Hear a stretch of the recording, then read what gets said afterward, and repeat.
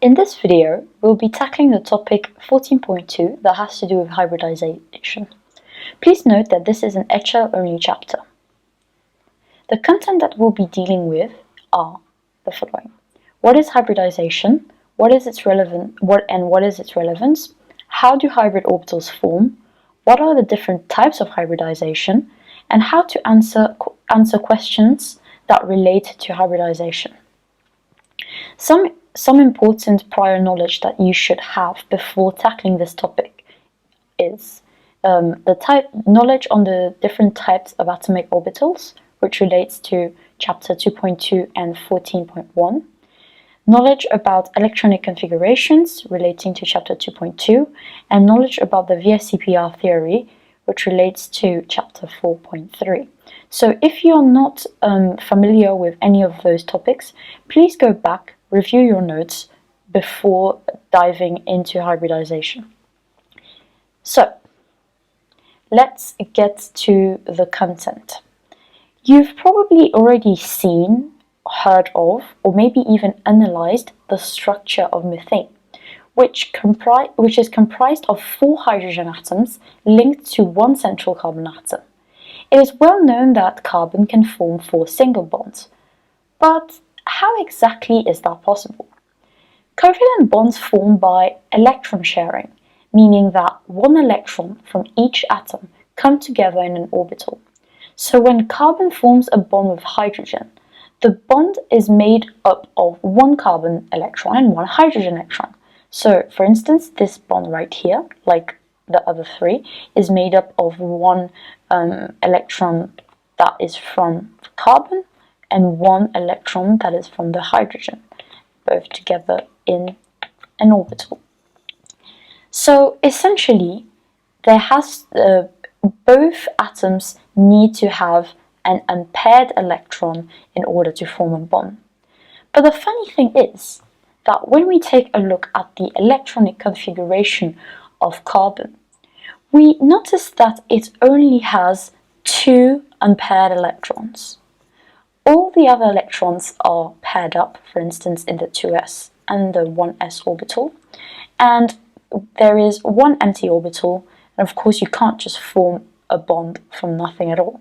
So how is carbon forming 4 bonds, 4 carbon-hydrogen bonds, when it only has 2 unpaired electrons? Theoretically speaking, just by looking at the electronic configuration of carbon, it would seem that it could form a maximum of 2 single bonds with hydrogen. But it forms 4 bonds in order to form a molecule like methane. How is that possible? Well, the answer to that is hybridization. So what actually happens when carbon and hydrogen react is that one electron from the 2s orbital gets excited and moves to a higher energy level. The 2s and the 2p orbital mix to form a hybrid orbital of intermediate energy. The new orbital has 4 unpaired electrons that can therefore form 4 bonds.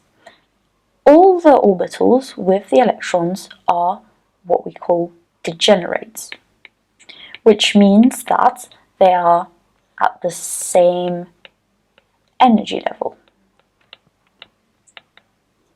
So that's an important note right there.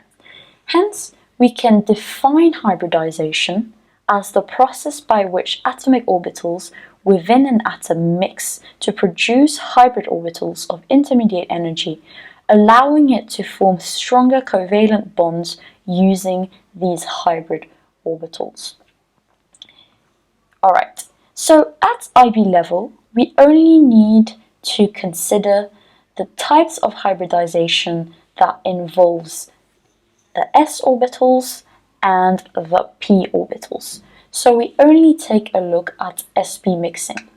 You will recall from previous chapters that there exist 3 types of p orbitals, the px, py, and pz orbital. Therefore, there are 3 ways by which s and p orbitals can mix, forming 3 different types of hybridization: sp3, sp2, and sp. So let's take a look at the differences between those three hybrids. So an sp3 hybrid orbital happens when one s orbital in an atom mixes with all three p orbitals. So the px, py, and pz. sp2 hybridization happens when one s orbital mixes with only two of the p orbitals. So it can be either two, it doesn't really matter. And sp hybridization occurs when one s orbital mixes with only one p orbital. So this is the difference between sp3, sp2, and sp. And the next thing that we need to understand is that when p orbitals form pi bonds, they cannot be hybridized. So let's just recap between the different types of bonding. So we have pi bonds and sigma bonds. So sigma bonds are head-to-head overlap. They can happen between two s orbitals, as so. They can happen between two p orbitals, like so. And they can happen between one s and one p orbital, like so. Pi bonds, on the other hand, can only happen between two p orbitals, and they are a sideway overlap of the p orbital, where electrons are shared in two places of interaction. So this is from chapter 14.1, I believe. So do review those concepts if you are not familiar with them. So how does that relate to hybridization? If a p orbital is forming a pi bond, then it is not going to be able to hybridize or to mix with an s orbital. And when does it happen? When does a pi bond form? Well, whenever there is a double bond or a triple bond. If there is a double bond, one bond is a sigma bond and the other bond is a pi bond. And if there is a triple bond, one bond is a sigma bond and the two other bonds are pi bonds. So this is an important thing to understand. So now, how do we actually determine the hybridization of different atoms in a molecule? So let's see how we go around doing this. So if we take methane again as an example, in this molecule, carbon does not form any pi bonds because there are no double bonds and no triple bonds. So no pi bonds at all. So all three p orbitals, so the px, py, and pz orbital, all three of them will mix with the s orbital to form sp3 hybridization. So the carbon atom in methane is sp3 hybridized. Now, if we consider another molecule, such as ethene, ethene has, first of all, we need to understand that ethene is a symmetrical molecule. Therefore, the hybridization of both carbons are going to be the same. So, ethene has a double bond between the two carbon atoms. So, there is a p orbital in each of the carbon atoms that is involved in pi bonding. So we have one p orbital involved in pi bonding. Therefore, it will form an sp3 2, because the 2 other p orbitals, so there is 2 other p orbitals,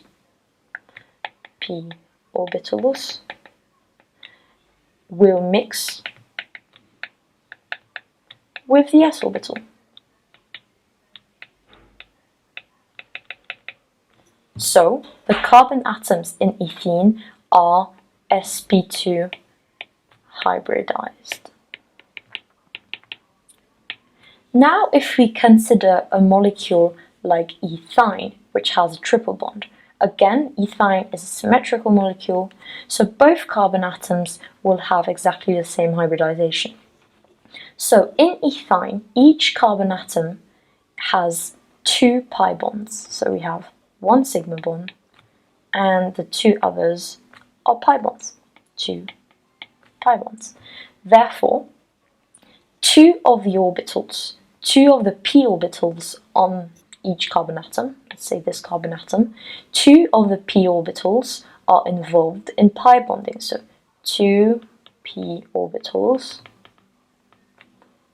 involved in pi bonding. Therefore, only 1 p orbital is left to mix with the s orbital. Hence, it is sp hybridized.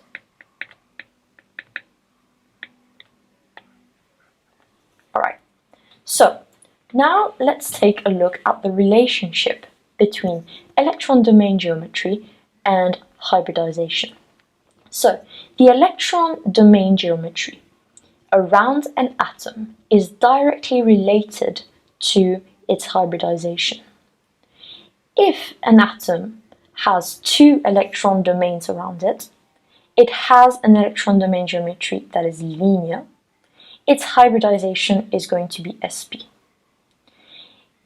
If an atom has 3 electron domains around it, its electron domain geometry is going to be trigonal planar, and its hybridization is going to be sp2. If an atom has 4 electron domains around it, its electron domain geometry is going to be tetrahedral, and it's going to have a hybridization of sp3. Alright, so let's take a look at the molecules that we just analyzed and confirm this whole relationship between electron geometry and hybridization. So, if we take a look at ethine, so if we consider this carbon atom here, this carbon atom has 2 electron domains, one here and one here. It is linear and it is sp. If we consider ethene, consider this carbon atom here, this carbon atom has 3 electron domains, 1, 2, 3, and so it is sp2. It's correct again. And finally, if we consider methane again, the carbon atom in methane has 4 electron domains, 1, 2, 3, 4, and it is sp3 hybridized. So therefore, whichever method or whichever concept you want to apply in order to determine hybridization, you will get the same answer. But one thing that you need to be careful of is that you must not confuse electron domain geometry and molecular domain geometry. We must not be confused between those 2 concepts. The hybridization will only depend on the electron domain geometry and not on the molecular domain geometry. So let me give you an example to highlight the importance of being able to differentiate between the molecular domain geometry and the electron domain geometry. If we consider a molecule like H2O, so water, H2O, water. So the lowest structure of H2O is something like this.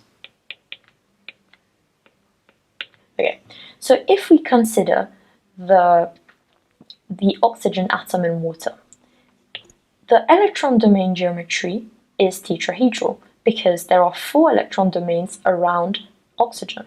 1, 2, 3, 4. Therefore, but on the other hand, the molecular domain geometry is different. It's a bent shape or V-shaped molecule. So the electron domain geometry is tetrahedral, and the molecular domain geometry is bent or V-shape.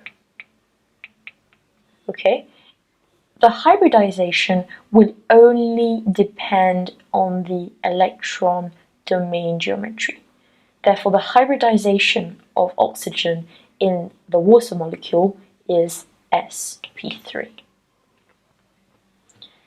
So now let's take a look at an example of a question that you can be asked. So that's a classic IB question. I think that was an MCQ question. What is the hybridization of all the carbon atoms in this molecule? So first thing that I want to do is I want to maybe draw out all the bonds so that I see the molecule clearly. So I have one carbon atom, we have one double bond, two hydrogen atoms, and then we have another hydrogen here and another carbon atom with three hydrogens around it here. Right, so this is the same molecule, it's just that this time we represented all the bonds. And what we want to do now is to determine the hybridization of each of the carbon atoms in this molecule. So I'm just going to go about and name the carbon atoms. So we have carbon 1, carbon 2, and carbon 3. Alright, so let's start with carbon 1. So there are many ways to approach this question. What I like to do is that I just count the number of pi bonds, and so the maximum, the biggest hybridization, if you want, is sp3.